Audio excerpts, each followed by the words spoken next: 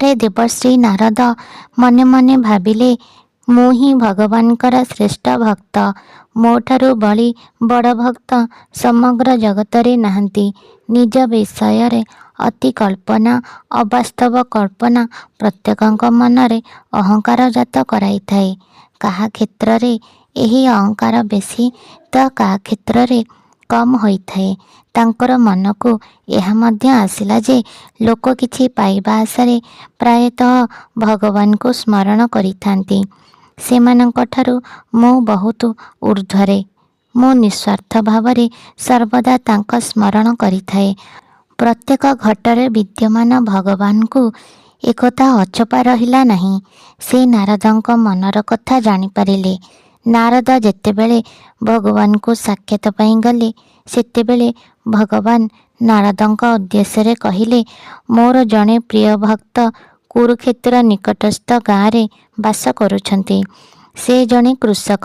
ସେହି କୃଷକଟି ମୋର ସବୁଠାରୁ ପ୍ରିୟ ଭକ୍ତ। ଯାଆନ୍ତୁ, ସେହି କୃଷକଙ୍କୁ ସାକ୍ଷାତ କରି ତାର କାର୍ଯ୍ୟପ୍ରଣାଳୀ ନିରୀକ୍ଷଣ କରନ୍ତୁ। ତାଙ୍କୁ ଭେଟିବା ପରେ ମୋତେ କହିବ ସେ କେତେ ବଡ଼ ଭକ୍ତ। ନାରଦ ଏହା ଶୁଣି ଆଶ୍ଚର୍ଯ୍ୟ ହୋଇଗଲେ। ଶ୍ରେଷ୍ଠ ଭକ୍ତ ଭାବରେ ତାଙ୍କୁ ଭଗବାନ ସ୍ୱୀକାର ନ କରିବାରୁ ତାଙ୍କର ଅହଂଭାବ ଉପରେ କୁଠାରଘାତ ହେଲା।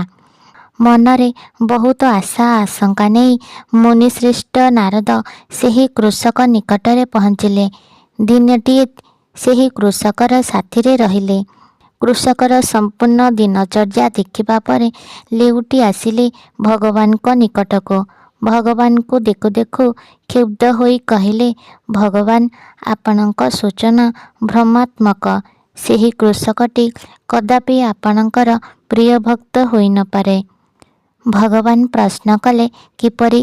ନାରଦ ଭଗବାନଙ୍କ ଉଦ୍ଦେଶ୍ୟରେ କହିଲେ, ପ୍ରାତଃ କାଳରେ ଶଯ୍ୟାତ୍ୟାଗ ସମୟରେ ସେହି କୃଷକଟି କେବଳ ଥରେ ମାତ୍ର ଆପଣଙ୍କ ନାମ ଉଚ୍ଚାରଣ କରି ହରି ବୋଲି କହୁଥିଲା। ପୁରା ଦିନ କ୍ଷେତରେ କାମ କଲା।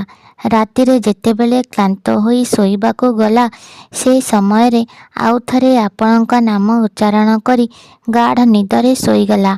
ପୁରା ଦିନଟି ମାତ୍ର 2 ଥର ନାମ ଉଚ୍ଚାରଣ କରିଥିଲା। କୃଷକଟି ମାତ୍ର 2 ଥର ନାମ ଉଚ୍ଚାରଣ କରି ସେ ଭଲା କିପରି ଶ୍ରେଷ୍ଠ ଭକ୍ତ ହୋଇପାରିବ? ଏହା ଶୁଣି ଶ୍ରୀହରି କହିଲେ, ସେ ସମ୍ପର୍କରେ ସିଦ୍ଧାନ୍ତ ମୁଁ ପରେ ନେବି।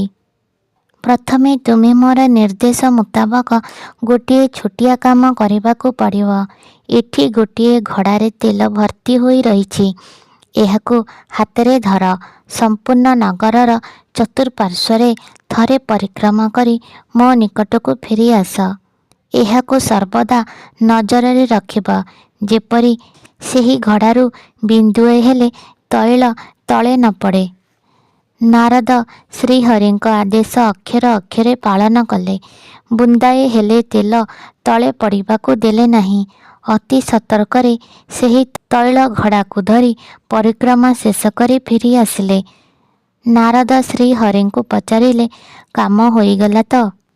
ଆଚ୍ଛା, ଏବେ କୁହନ୍ତୁ, ନଗର ପରିକ୍ରମା ସମୟରେ ମୋର ନାମ କେତେଥର ଉଚ୍ଚାରଣ କରିଛନ୍ତି?